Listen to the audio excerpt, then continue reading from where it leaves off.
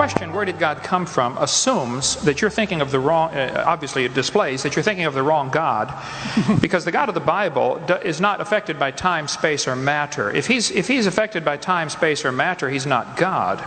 Time, space, and matter is what we call a continuum. All of them have to come into existence at the same instant, because if there were matter but no space, where would you put it?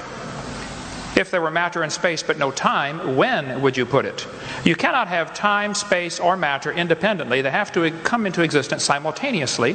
The Bible answers that in 10 words. In the beginning, there's time. God created the heaven, there's space, and the earth, there's matter. So you have time, space, matter, created a trinity of trinities there. Just, time is past, present, future. Space has length, width, height. Matter has solid, liquid, gas. You have a trinity of trinities created instantaneously. And the God who created them has to be outside of them. If he's limited by time, he's not God.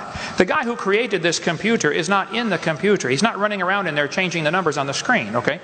The God who created this universe is outside of the universe. He's above it, beyond it, in it, through it. He's unaffected by it. So the concept that a spiritual force cannot have any effect on a material body, well then I guess you'd have to explain to me things like emotions and love and hatred and envy and jealousy and rationality. I mean, if your brain is just a random collection of chemicals that form by chance over billions of years, how on earth can you trust your own reasoning processes and the thoughts that you think? Okay, so your question, where did God come from, is assuming a limited God. And that's your problem. The God that I worship is not limited by time, space, or matter.